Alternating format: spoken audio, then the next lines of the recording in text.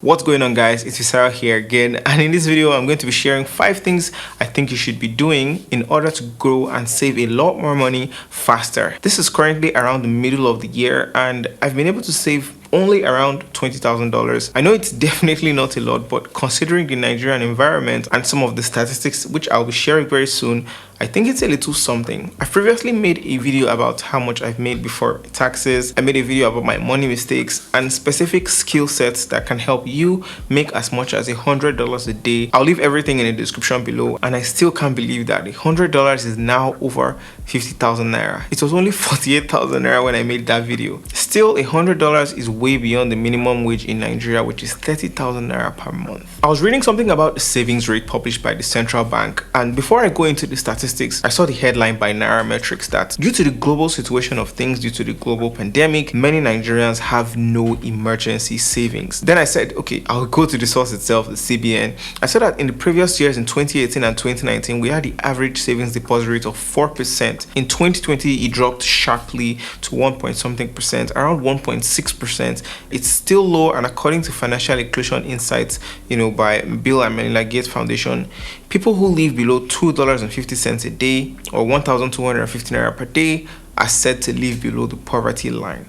Alternatively, when you look at it from the World Bank, an individual is considered to be poor in Nigeria when they have an availability of less than 137,000 or 180,000 Naira, roughly $360 per year, or $1 a day, so 500 Naira a day. In total, 40% of the population in Nigeria lives in poverty. That's 4 out of every 10 people in Nigeria live in poverty. That's roughly around 85 million people. The statistics was even before the global pandemic, and things have become worse. But I could go on and on about the statistics. The problem is glaring. In this video, maybe I might not be able to end poverty in Nigeria, the way many Ponzi schemes claim and they steal your money.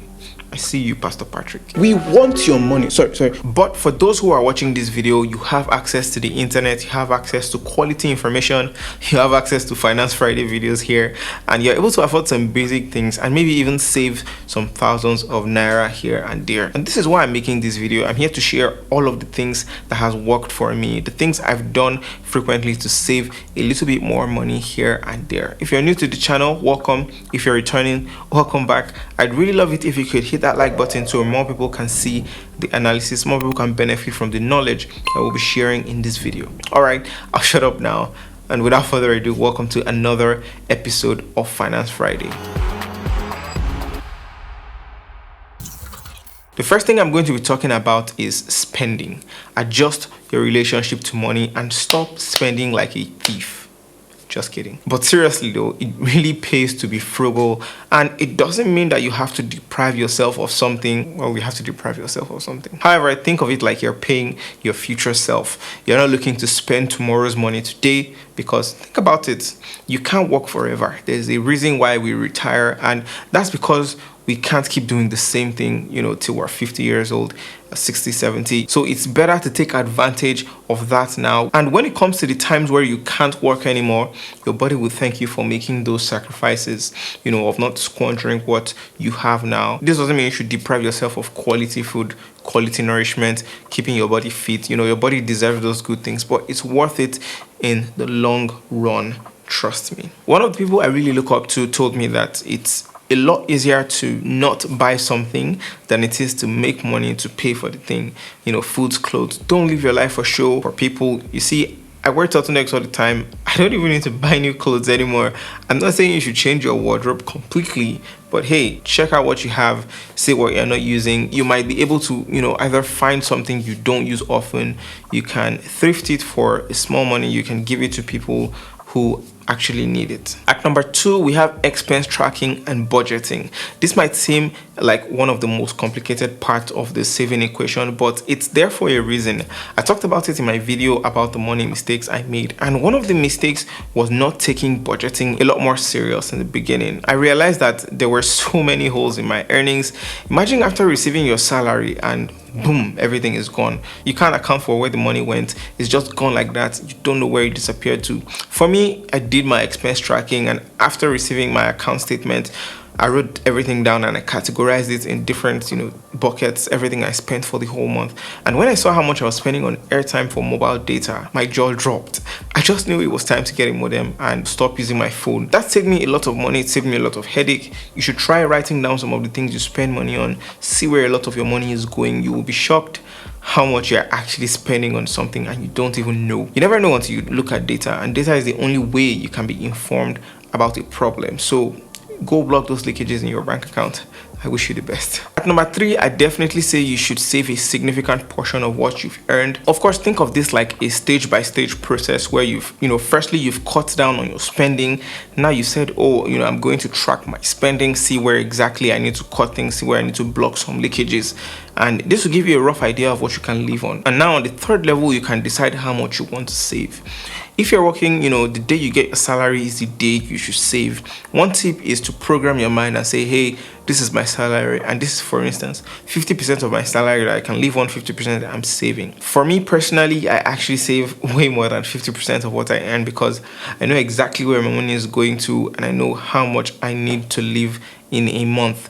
If there's an emergency, I can try as much as possible to cover that because I'm not touching too much of my salary on things that don't matter. And yes, I think you should save a lot more than 50%. It might be a little controversial, but think of it like this. How much is the money you keep worth next year? Would you rather spend 10,000 naira now in a fancy restaurant or fancy dinner that you could have just made at home versus investing that money and that money being worth 13,000 naira or more next year, by investing it? Yes, this is true. There's an app called Branch, which I made a video about. I know they did not pay me to say this. So watch one of the previous Finance Friday videos where we partnered with them. You see what it's about. It's more like a high interest savings app. So rather than just having your money sit in a regular bank account where you receive like 1 to 2% on interest, you can actually get up to 20% on a platform like that per year. And I'll leave a link in the description to it below. They are CBN regulated. Now, speaking of saving, a more advanced way is investing in the stock market. This is the 4th point, so I'm going to do an experiment. I will be investing 500,000 naira of my own money, or $1,000, in the stock market right now in some stocks, and I'll explain why I've picked those stocks, and I'll be doing that every month. I'll also be updating you guys regularly on the channel in the Finance Friday series, so make sure you are subscribed. I've never done this before, and it would be something that I'll want to commit so you guys would see. So make sure you have notifications turned on, and if you haven't, do give this video a thumbs up so more people can benefit from the knowledge we're sharing here. Okay, so the app I'll be using for this is Trove. Trove is one of the best apps to invest in the stock market, both the US stock market and the Nigerian stock market. I'll leave a link below, and fun fact, if you download the app with my link, you get a free stock from either GT Bank or Dangote Sugar when you sign up and complete your registration. The free stock is worth up to 2,000 naira or more, I think. And in my case, I got 6,000 naira. Free money. Anyway, I also like that the app lets you have a demo account with a fake 1 million naira or $1 million to trade. Damn. I wish I could withdraw that. Like I mentioned, you can invest in the Nigerian stock market and also foreign stocks. You can see ETFs, rates, and bonds. You also have a Nigerian Naira wallet on the app and a US dollar wallet. I can deposit and withdraw from here. From a Naira wallet, it's either I deposit through a bank transfer or a normal debit card payment. For my dollar account, which you can see I just deposited $1,000 into, I can also make a bank transfer, wire transfer, Naira card, or dollar card payment. You can also convert from Naira to dollar or dollar to Naira on the app. Guys, keep in mind that investing in the stock market also carries its own risk. It's very risky, and the markets can go up wildly and the markets can come down wildly as well. So here's what I'll be investing in. I'm only investing in 5 stocks, $200 each, and I'll explain the reason why I'm investing in these stocks. The first stock I'll be investing in is Tesla. This is an electric vehicle company led by Elon Musk. The cars have one of the best safety features, and I honestly love to own and drive a Tesla one day. So $200 every month. The next one is Facebook. I'm a huge fan of Instagram and what they're doing, and I'm interested in how they will take the creator economy forward. Another $200 every month. Number 3 is Google, the world's biggest search engine, owns YouTube, this platform, $200 every month. Number 4 is Amazon, pretty much predictable. Retail isn't going anywhere, and Jeff Bezos is literally going to the moon. $200. And last but not least, Apple, another tech company. As you can see, all of the stocks I'm investing in are tech companies that I'm sort of familiar with, so it only makes sense because I kind of understand their cycles. $200 in Apple shares. That is a total of $1,000 gone. I could lose this, but hey, science. I'll also be checking out an ETF or exchange traded fund, which simply is an investment fund that tracks multiple stocks. Think of it like a basket of stocks. The one I'm tracking is VOO or Vanguard. I might also add some money, and put in there consistently as well. The Vanguard ETF tracks the S&P 500, which basically comprises of the top 500 companies in the US. So this is more of a diversified risk portfolio. It has a good 1-year track record, and I believe it could also keep being better. However, it's a risk. I might be wrong. Let me know what your thoughts are in the comment section below. These are my own personal choices. They are subject to change. Please don't take it as investment advice. This is just me personally, doing this. It might work out, it might not work out. It's just for educational purposes only. The last point I want you to know about saving a lot more money is hacking your rent and transportation. One of the advantages and also the disadvantages of living in somewhere like Nigeria is the fact that we have to pay the rent yearly instead of monthly. It's good because now you don't have to worry about a monthly bill coming your way from where you live. You only need to worry about things like electricity and service charge. You don't have to worry about somebody coming to kick you out in the middle of the year. However, it's also a very bad thing because it's now very expensive. You have to cough up almost 500,000 naira to millions of naira all at once because you want to rent somewhere. This kind of makes the barrier to living by yourself very high. If you're living with your parents, that's an advantage. If you're young, don't let anybody shame you. They don't know what's in your account. They don't know what you're going through. Like I said, don't live for anyone's approval. They won't be there if you're in debt. It is good when you're young because you can make all of the mistakes in the world. Nobody cares. However, society is going to frown upon you when you're 30-something. You're 30-something man living with his parents. Society says, nope, but still. Anyway, another way to even save way more money is by living with a roommate or a housemate. If you're living on your own, you should consider a smaller real estate. And if you need more space, you can consider moving with someone you trust. I wasn't able to afford, where I was, and even this studio space is shared with a fellow creator. I'm sure you can probably guess who it is. Transportation too is another thing. If you can, you should carpool with your friends on your way to work or your way to school or your way to somewhere and split the Uber fare. Again, if you're young, nobody cares what your mode of your transportation is. As far as you can get to where you're going, that's really all that matters. Don't be forming things. Don't be forming.